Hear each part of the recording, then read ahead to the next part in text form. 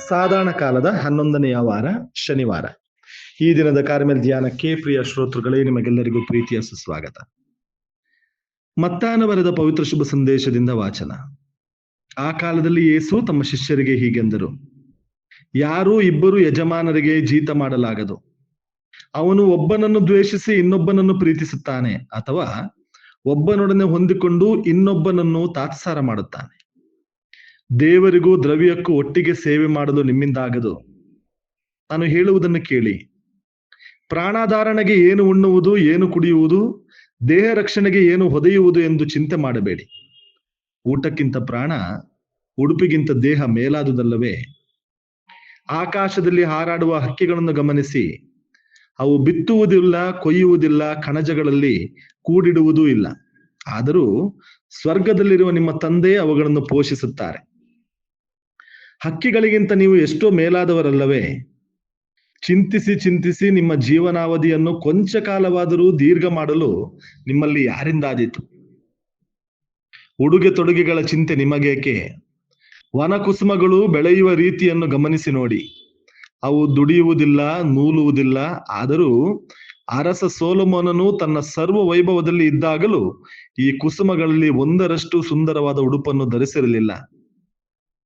ಅಲ್ಪ ವಿಶ್ವಾಸಿಗಳೇ, ಇಂದಿದ್ದು ನಾಳೆ ಒಲೆ ಪಾಲಾಗುವ ಬಯಲಿನ ಹುಲ್ಲಿಗೆ ದೇವರು ಹೀಗೆ ಉಡಿಸಿದರೆ ನಿಮಗೆ ಮತ್ತಷ್ಟು ಮಾಡಲಾರರೆ? ಆದುದರಿಂದ ತಿನ್ನಲು ಏನು, ಕುಡಿಯಲು ಏನು, ಉಡಲು ಏನು ಎಂದು ಪೇಚಾಡಬೇಡಿ. ಇವೆಲ್ಲವುಗಳಿಗಾಗಿ ಪರಕೀಯರು ಪರದಾಡುತ್ತಾರೆ. ಇವೆಲ್ಲ ನಿಮಗೆ ಅವಶ್ಯ ಎಂದು ಸ್ವರ್ಗದಲ್ಲಿರುವ ನಿಮ್ಮ ತಂದೆಗೆ ತಿಳಿದಿದೆ. ನೀವಾದರೂ ಮೊದಲು ದೇವರ ಸಾಮ್ರಾಜ್ಯಕ್ಕಾಗಿ, ಅವರ ಸತ್ಸಂಬಂಧಕ್ಕಾಗಿ ತವಕಪಡಿ.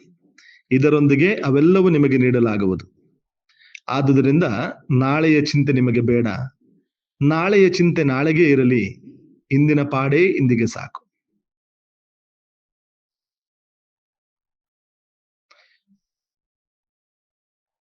ಪ್ರಭುವಿನ ಶುಭ ಸಂದೇಶ. ಕ್ರಿಸ್ತರೇ ನಿಮಗೆ ಸ್ತುತಿಯು ಸಲ್ಲಲಿ. ಇಂದಿನ ಈ ಶುಭ ಸಂದೇಶದಲ್ಲಿ ಅನೇಕ ವಿಷಯಗಳು ಅಡಕವಾಗಿವೆ.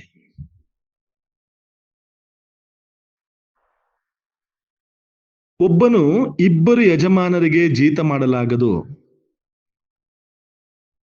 ಅಂದ್ರೆ ಒಬ್ಬನಲ್ಲಿ ಶಕ್ತಿ ಇದೆ ಎಂದಲ್ಲ, ಅವನಲ್ಲಿ ಸಮಯವಿಲ್ಲವೆಂದಲ್ಲ. 8 ಗಂಟೆ ಒಬ್ಬನಲ್ಲಿ ಕೆಲಸ ಮಾಡಿ 8 ಗಂಟೆ ಮತ್ತೊಬ್ಬನಲ್ಲಿ ಕೆಲಸ ಮಾಡುವೆ ಎಂಬಂತಹ ಆತ್ಮಸ್ಥೈರ್ಯ ಇದ್ದವನಿಗೆ ಈ ಮಾತನ್ನು ಹೇಳುತ್ತಿರುವುದಲ್ಲ.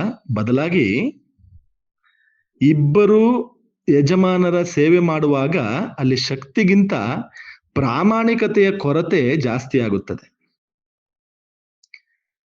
ಶಕ್ತಿ ಇದೆ ಎಂದು ಹೇಳಬಹುದು, ಆದರೆ ಇಬ್ಬರಿಗೂ ಸಮ ಪ್ರಮಾಣದಲ್ಲಿ ಪ್ರಾಮಾಣಿಕತೆಯನ್ನು ತೋರುವುದು ಅಸಾಧ್ಯವಾಗುತ್ತದೆ.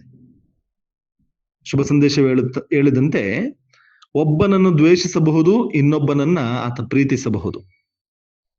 ಒಬ್ಬನೊಡನೆ ಹೊಂದಿಕೊಂಡು ಹೋಗಬಹುದು, ಇನ್ನೊಬ್ಬನನ್ನು ತಾತ್ಸಾರ ಮಾಡಬಹುದು. ಸಹಜವಾದದೆ. ಇಬ್ಬರು ಯಜಮಾನರ ಸೇವೆ ಮಾಡುವಾಗ ಹೋಲಿಕೆ ಸಹಜವಾದುದು. ಹೋಲಿಕೆ ಇದ್ದಲ್ಲಿ ಸ್ವಲ್ಪ ಅತ್ತಿತ್ತ ಇರುತ್ತದೆ. ಸಹಜವಾಗಿಯೇ ತಾತ್ಸಾರ ಮನೋಭಾವನೆ ಇಲ್ಲ ಪ್ರೀತಿ ಉಕ್ಕುವಂತಹ ಸಾಧ್ಯತೆಗಳಿವೆ. ಆದ್ದರಿಂದಲೇ ಪ್ರಭು ಯೇಸು ಕ್ರಿಸ್ತರು ಹೇಳುತ್ತಾರೆ, ಇಬ್ಬರ ಸೇವೆಯನ್ನ ಮಾಡಲಾಗೋದು ಅಸಾಧ್ಯ. ಎಷ್ಟೇ ಕಷ್ಟಪಟ್ಟು ಇಬ್ಬರ ಸೇವೆಯನ್ನು ಒಂದೇ ರೀತಿಯಲ್ಲಿ ಮಾಡಲು ಪ್ರಯತ್ನ ಪಟ್ಟರೂ ಒಂದಲ್ಲ ಒಂದು ರೀತಿಯಲ್ಲಿ, ಒಂದಲ್ಲ ಒಂದು ಕ್ಷಣ ಸ್ವಲ್ಪ ಏರುಪೇರು ಹಾಗೆ ಆಗುತ್ತದೆ.